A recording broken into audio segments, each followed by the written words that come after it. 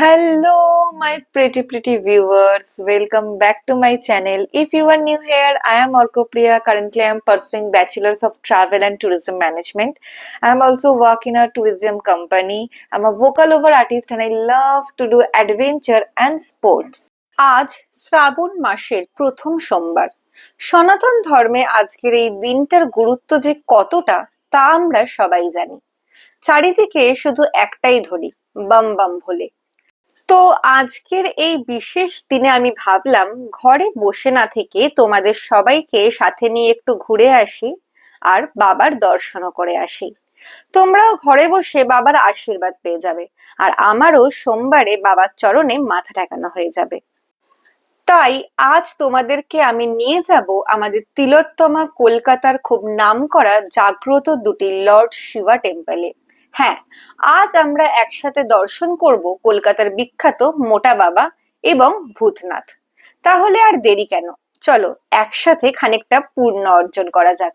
বাবার দর্শনে তো আমরা যাবই, কিন্তু ঠিক তার আগে আমরা এসে দাঁড়িয়েছি কলকাতার এক পরম ঐতিহাসিক স্থান, নিমতলা মহাশ্মশান।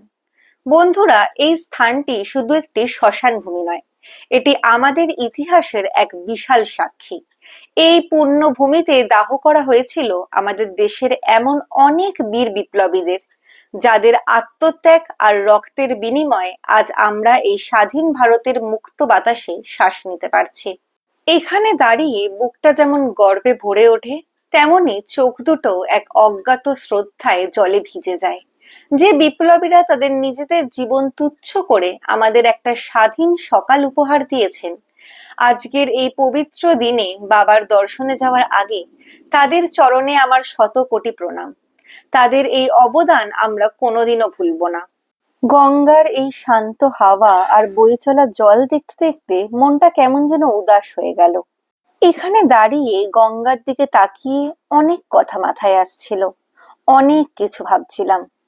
আচ্ছা, একবার ভাবো তো, আমাদের মতো বয়সের ছেলেমেয়েরা যাদের এত হাসি খুশি থাকার কথা, পড়াশোনা করার কথা, জীবনটাকে উপভোগ করার কথা, ঠিক এই বয়সেই কত কত তরুণ তরুণী এককালে দেশের স্বাধীনতার জন্য নিজেদের পরিবার, নিজের স্বপ্ন, নিজের সবকিছু বিসর্জন দিয়ে দিয়েছিল। হাসতে হাসতে ফাঁসির দড়ি গলায় পড়েছিল, আর তাদের শেষ শয্যা হয়েছিল এই নিমতলার মাটিতে। আজ আমরা স্বাধীন দেশে দাঁড়িয়ে কত ছোট ছোট বিষয়ে ভেঙে পড়ি, কত কিছু নিয়ে অভিযোগ করি, অথচ আমাদের বয়সী সেই বীরেরা দেশের জন্য, আমাদের মতো ভবিষ্যৎ প্রজন্মের একটা মুক্ত সকালের জন্য নিজেদের প্রাণগুলো বিলিয়ে দিয়েছিল। তাদের সেই নিঃস্বার্থ লড়াইয়ের কথা ভাবলে গায়ে কাঁটা দেয়, চোখ দুটো অঝরে ভিজতে চায়।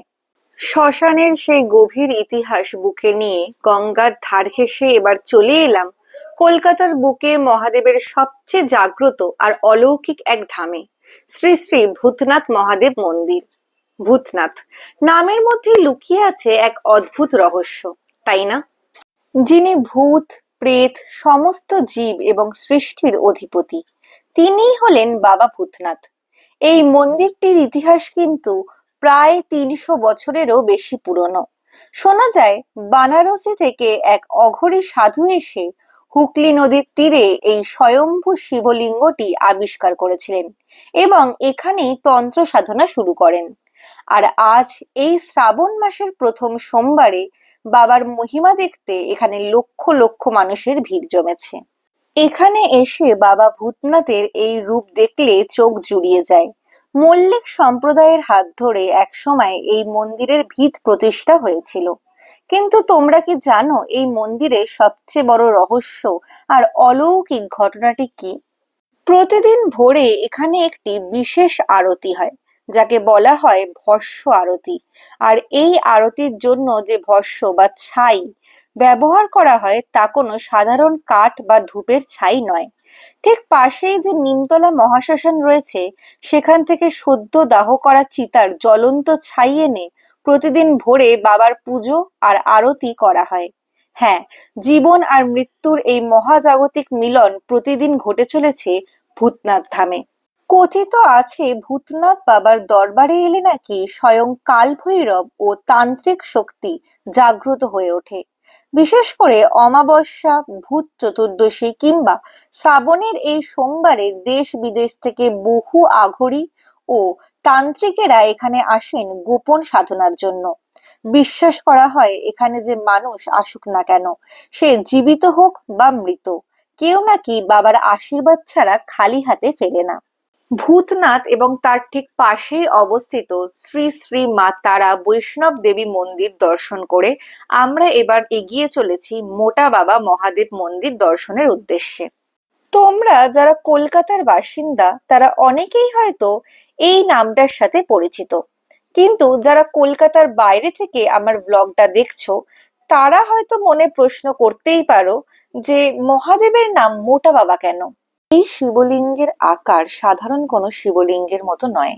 এটি এতটাই বিশাল, চওড়া আর মহাকায় যে প্রথমবার যে কেউ দেখলে জাস্ট অবাক হয়ে তাকিয়ে থাকবে। এর এই বিশাল আকৃতির জন্যই যুগ যুগ ধরে ভক্তরা পরম শ্রদ্ধায় ভালোবেসে বাবাকে মোটা বাবা বলে ডাকেন।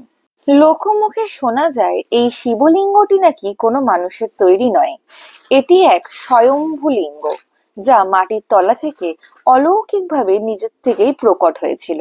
শত শত বছর ধরে এই নিমতলার বুকেই বাবা পরম শান্তিতে বিরাজ করছেন। আমার এই ভিডিওটি এতক্ষণ অবধি দেখার জন্য অনেক অনেক ধন্যবাদ। ভিডিওটিকে একটু লাইক করে শেয়ার করে দাও। যারা এখনো অবধি আমার চ্যানেলটাকে সাবস্ক্রাইব করনি তারা সাবস্ক্রাইব করে অতি অবশ্যই পাশে থাকা বেল আইকনটা প্রেস করে দিও, এতে আমার চ্যানেলে ছাড়া প্রত্যেকটা ভিডিও তোমাদের কাছে সবার আগে পৌঁছে যাবে। এরপর আমরা চলে গেছিলাম বিকে পালের কাছাকাছি অবস্থিত এই অষ্টধাতুর দুর্গা মূর্তি দেখতে।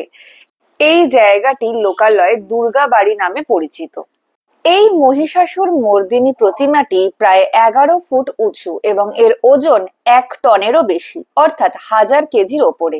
এটি কলকাতার অন্যতম ভারী ও বৃহৎ ধাতব দুর্গা প্রতিমা বলা চলে। কুমারটুলির প্রখ্যাত শিল্পী মিন্টু পালের তত্ত্বাবধানে এই প্রতিমাটি তৈরি করা হয়। আজকের ব্লগে এতটুকুই। আবার দেখা হবে নতুন কোনো ভিডিওয়ে। আজকে আমার সাথে তোমাদের ঘুরে কেমন লাগলো সেটা অতি অবশ্যই কমেন্ট সেকশনে জানিও। সো আবার খুব তাড়াতাড়ি দেখা হবে আমাদের। ততক্ষণ সবাই ভালো থেকো, সুস্থ থেকো।